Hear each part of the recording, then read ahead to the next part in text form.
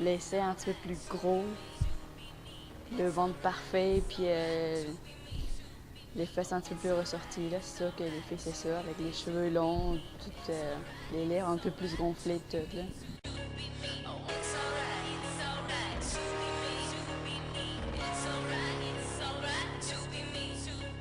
Gars qui s'en va se muscler au gym tout le temps, puis qui se promène en BDN, puis il y a des tablettes de chocolat. Agir sur les rondeurs abdominales, brûler les calories, affiner sa silhouette. Pour une peau d'apparence plus jeune. Il agit contre l'aspect de la cellulite et réduit le tour de cuisse jusqu'à moins 2,2 cm en 4 semaines. Affinez votre silhouette, gagnez en fermeté. Un visage repulpé, un corps resculpté, un dos renforcé. Pour avoir des cheveux d'apparence saine, votre revitalisant peut-il en faire autant? Très maigre. Pas bien possible en fait. Les cheveux longs. Et bronzé un peu. Du maquillage beaucoup. Les cheveux souvent longs. Les gars, je te dirais, c'est six-pack, ici. Des gros bras. En fait, pas mal les muscles. Ouais. Tour de taille assez petit, seins gros, visage normal, cheveux longs. Il n'y a pas aucune grosse, aucun embonpoint. Pas excessivement musclé, mais une bonne shape, selon moi. Ah, chez une fille, c'est genre des gros seins. Faut qu'elle soit mince, qu'elle ait des grosses fesses, qu'elle ait des formes dans le fond, là, qu'elle soit toute refaite, qu'elle ait pas de rides, qu'elle ait pas de boutons, qu'elle soit toute parfaite, qu'elle ait genre aucun défaut là, pour elle.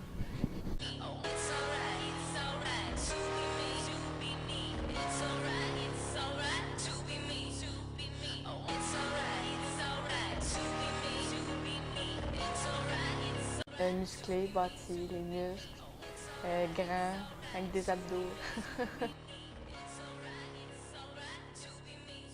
Fille, c'est être mince comme un cure-dent, tu sais, petite taille de guêpe là, que tu rentres dans des pantalons 0,00 à l'infini. Puis pour les gars, c'est les gros muscles, puis que t'es orange, là, vraiment bronzé, très mâle, tu sais, comme imbattable. Là.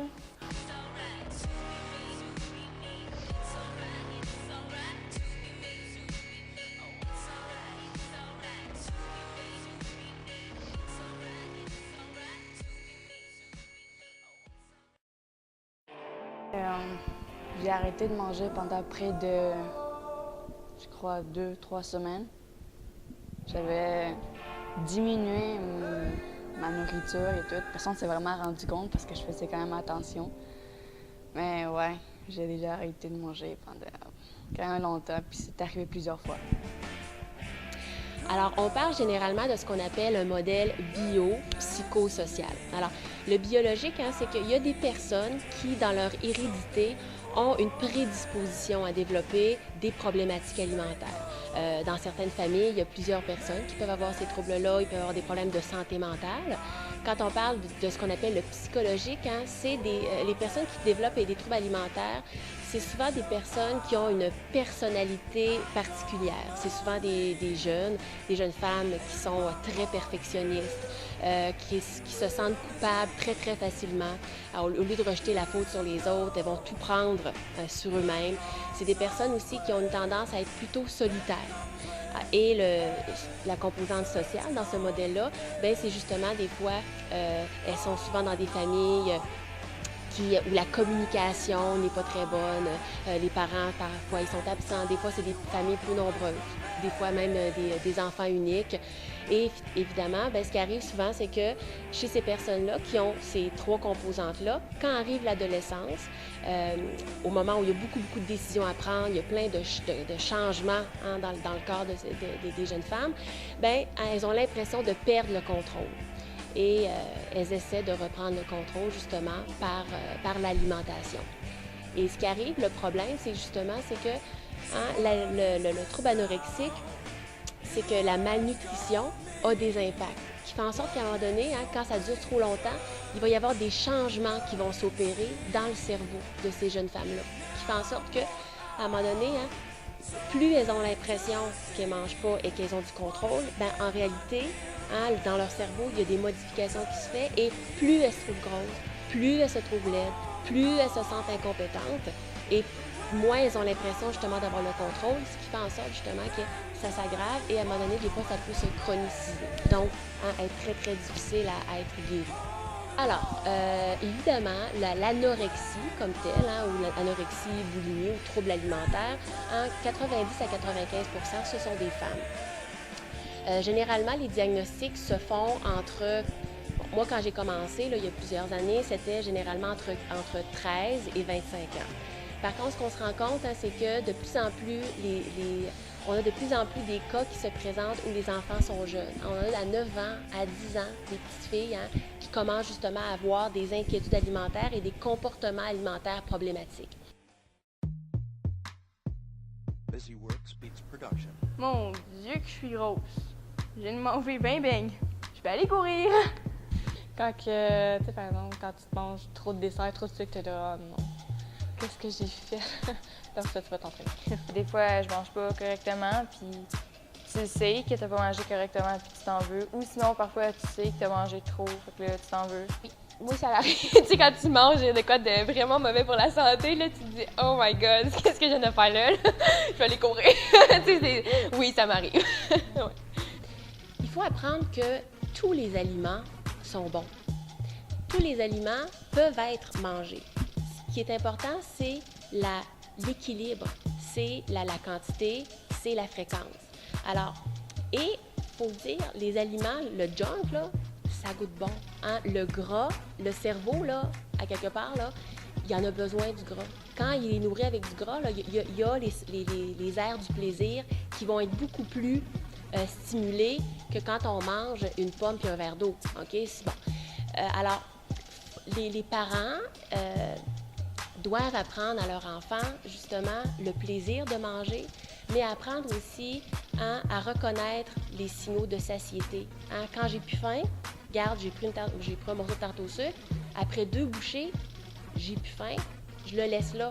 Il va en avoir demain, il va en avoir après-demain. À quelque part, c'est ça, c'est que quand on fait des exclusions alimentaires ou quand il y a trop d'interdits alimentaires, c'est ça qui risque des fois d'avoir des pertes de contrôle. C'est que quand il y en a, on n'a plus de faim.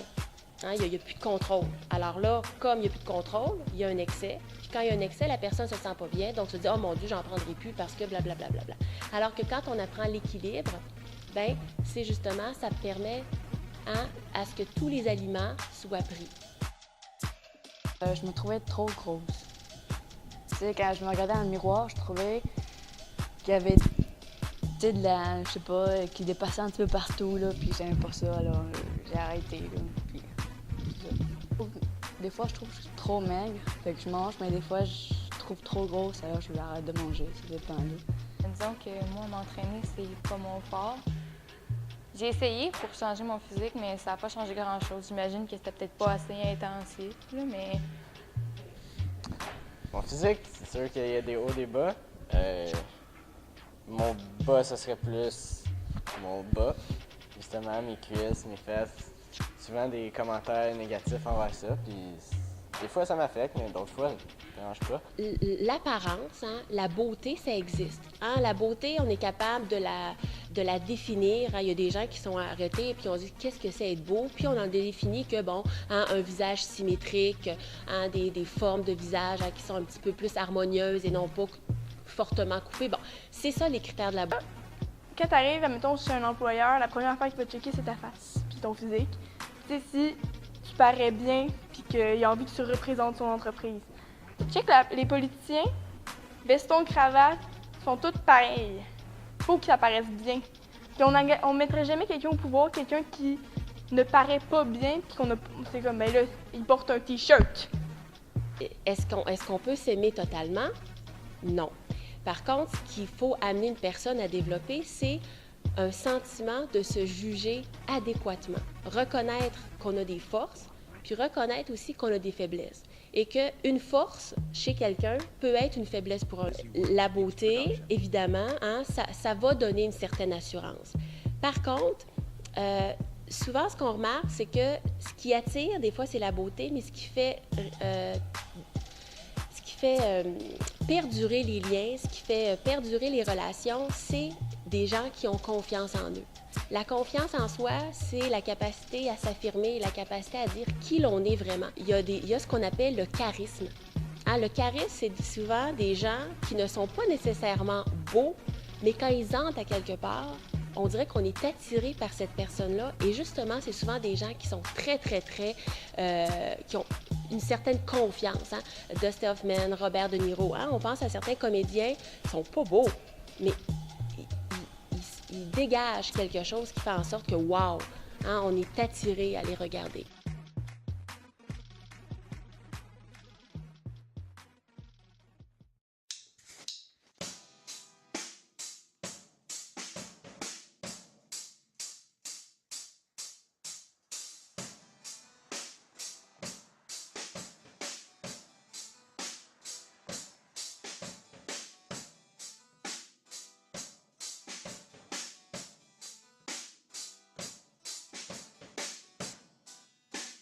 À partir de 5-6 ans, ce qu'on se rend compte, c'est que les petits-enfants commencent à être capables de penser « Oh mon Dieu, telle personne n'est pas belle, telle personne n'est pas gentille. » OK, alors, à partir du moment où l'enfant peut avoir des pensées sur les autres, bien, il va commencer aussi à apprendre que bien, les autres aussi peuvent avoir des pensées sur lui. Il s'installe justement le fait que l'enfant peut être influencé par ce qui se passe autour de lui. Et il y a un autre moment, à l'adolescence, où là, il y a une partie du cerveau qu'on appelle le lobe frontal, qui est la partie du cerveau qui, justement, est capable de faire en sorte que la personne va être capable d'évaluer. Ça, ce qui dit de moi, ça a-tu de l'allure, ça a-tu pas de bon sens? Telle affaire, si on me demande de faire ça, ça a-tu de l'allure ou ça n'a pas de bon sens? OK, donc, être capable de prendre une distance face aux commentaires, hein, face aux pressions des autres. À l'adolescence, cette partie-là du cerveau est en train de se développer. Elle va se développer jusqu'aux jeunes vingtaines, même 25 ans. Alors, ce qui arrive, c'est que comme on a chez les adolescents, on a un cerveau qui n'est pas encore tout à fait mature, c'est une autre partie du cerveau qui va prendre le contrôle. C'est le cerveau des émotions, c'est le cerveau qui est lié à ce qu'on appelle l'affiliation. Alors, les adolescents, pourquoi ils ont autant besoin d'être avec leurs amis, autant besoin d'être avec une gang, c'est parce que justement, hein, leur frontal n'est pas tout à fait mature, puis c'est leur cerveau des émotions qui est le plus important. Alors, ils sont excessivement portés à évaluer, s'évaluer de parce que leurs proches et parce que les autres vont, l'image qu'on va leur projeter. Alors, petit à petit, à force hein, que le cerveau frontal va se développer, bien, à un moment donné, hein, les jeunes vont être de plus en plus capables à dire « OK, ben regarde, ça s'adresse à moi, mais telle affaire, non. Hein? » Il y a des études qui ont été faites qui disent que chez les adolescents, le fait d'être accepté ou pas accepté, dans le cerveau, c'est exactement, hein, quand on est accepté, ça va libérer une hormone de plaisir, de joie. Quand un jeune, un adolescent n'est pas accepté et rejeté par son groupe de pairs, dans le cerveau, c'est traité exactement comme si le jeune était blessé physiquement. Alors, ça montre à quel point un jeune, par exemple, victime d'intimidation ou un jeune hein, qui ne se sent pas in tune là, ou hein, qui ne se sent pas valorisé par son environnement social, à quelque part, à quel point ça peut être très, très, très douloureux. Et d'où l'important qu'il va vouloir prendre justement le contrôle, hein, des fois en essayant de ressembler aux autres. L'influence que peut avoir la famille, c'est le sentiment d'aider leur enfant à développer ou non un sentiment d'être compétent, un sentiment d'avoir confiance, qu'ils sont capables justement de répondre, de trouver des solutions quand ils ont des problèmes, leur sentiment qu'ils sont efficaces, le sentiment que même s'ils n'ont pas un 100%, ils sont très bons pareil, de les aider aussi à développer autre chose que l'apparence comme étant le seul critère d'être une bonne personne ou non. C'est comme la première chose qu'on regarde, puis on va beaucoup juger les gens par rapport à ça, puis on va juger si c'est une bonne personne ou pas par rapport à son physique, puis c'est ça. Tu sais, ben c'est bizarre à expliquer, mais en fin de compte, le physique, c'est pas si important que ça. Tu viens toujours par trouver quelqu'un qui va t'aimer tel que tu es. Là. comment on va faire pour guérir? Je pense qu'on va apprendre aux jeunes à mieux relativiser, c'est-à-dire être capable de dire, bon, hein, la beauté ou l'apparence, c'est une chose de qui je suis, mais c'est de développer d'autres aspects où si ce côté-là, on se sent moins compétente, hein, ça arrive tout, on a des jours où on se sent pas belle, bien, toute notre valeur n'est pas là-dedans, on va aller essayer d'aller chercher des choses ailleurs. C'est-à-dire que quand ils vont commencer à sentir qu'ils sont pas bien dans leur corps, qu'ils vont sentir que, oh mon Dieu, ils se sentent grosses, ils se sentent pas beaux, ils se sentent pas belles, ils vont dire, OK, qu'est-ce qui se passe dans ma vie actuellement pour que j'aie l'impression que j'ai pas le contrôle? Sur quoi actuellement je suis insatisfaite pour que là, je veuille reprendre un contrôle ailleurs?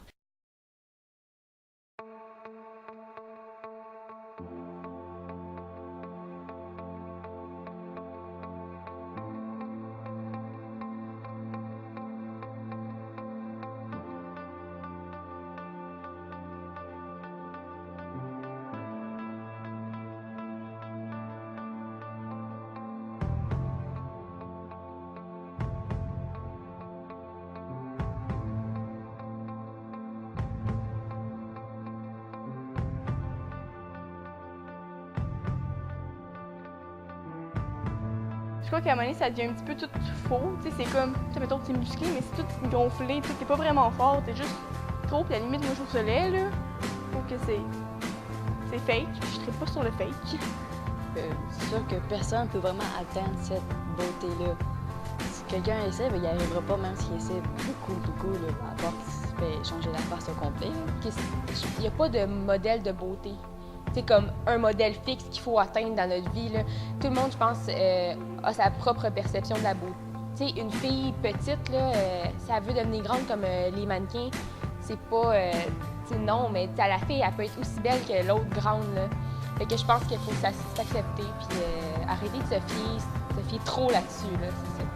Bien, ça me fait de la peine parce que à force de voir juste des images comme ça, t'as vraiment envie de devenir cette image-là. Mais c'est impossible de devenir comme ça. Je veux dire, ces filles-là sont souvent refaites de la tête aux pieds, soit par des chirurgies, soit par Photoshop. Fait que... Du avoir l'air. Mais au fond, c'est du vide. J'ai l'impression que quand t'es maquillée, t'as comme une barrière de protection contre le regard des autres. Ben moi, je trouve que c'est une image faux pour elle. Parce qu'il n'y a aucune fille qui est de même. C'est tout fait par Photoshop, je sais pas quoi. Puis les filles essayent de se rendre comme eux, mais ils vont jamais y arriver parce que c'est photoshopé. C'est pas vrai. Puis si, genre, ils essayent de se rendre comme eux, c'est soit des chirurgies ou, by the way, de quoi de même, là. Tu sais, genre, ouais, t'as beau t'entraîner ou essayer de ressembler à elle, mais c'est une image fausse que la population a se fait d'une personne. Je pense qu'on se met la barre haute, en fait, en arrivant comme toujours préparé. Le monde sont habitués de nous voir comme ça. Fait que ça fait bizarre après d'arriver comme pas maquillée. Là, tu sens le regard des autres, puis c'est ça qui est le plus difficile à mon avis. Mais tu sais, c'est quelque chose qu'il faut comme finir par accepter. Puis tout le monde est des fois pas maquillé, tout le monde se lève avec un air plus fatigué un matin ou quelque chose comme ça. Puis c'est quelque chose qu'on devrait comme peut-être baisser nos standards. Parce que tout le monde a un poids santé, c'est-à-dire c'est un poids que naturellement, sans faire d'efforts, sans se priver, sans outre-manger, on va naturellement tendre vers ce poids-là. On essaie de plus en plus de faire en sorte que les mannequins, on va leur exiger qu'ils respectent un peu plus des normes santé. Pourtant, les couturiers, certains magazines de mode ont déjà fait en sorte de, premièrement, les couturiers faire des modèles pour les vêtements avec des proportions de femmes plus normales. Et également, certains magazines de mode ont mis sur leur couverture des femmes normales. Et ce qu'ils se sont rendus compte, c'est que ça vendait beaucoup moins. Alors, donc quelque part, je pense que on ne veut pas nécessairement adhérer à ces modèles-là, mais veut pas, le sentiment de perfection, voir quelque chose de parfait, d'inatteignable, malgré tout, on embarque là-dedans.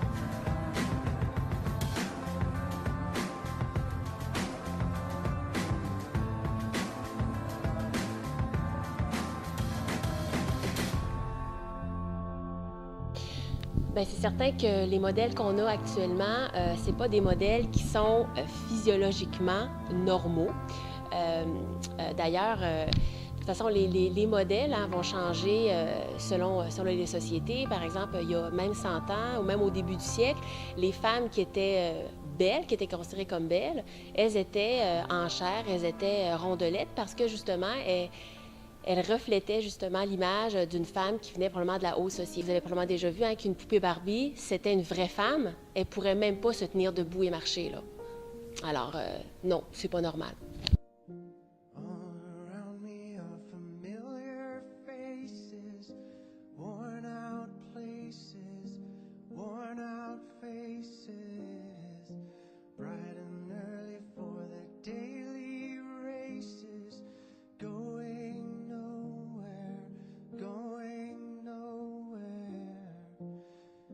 Tears are filling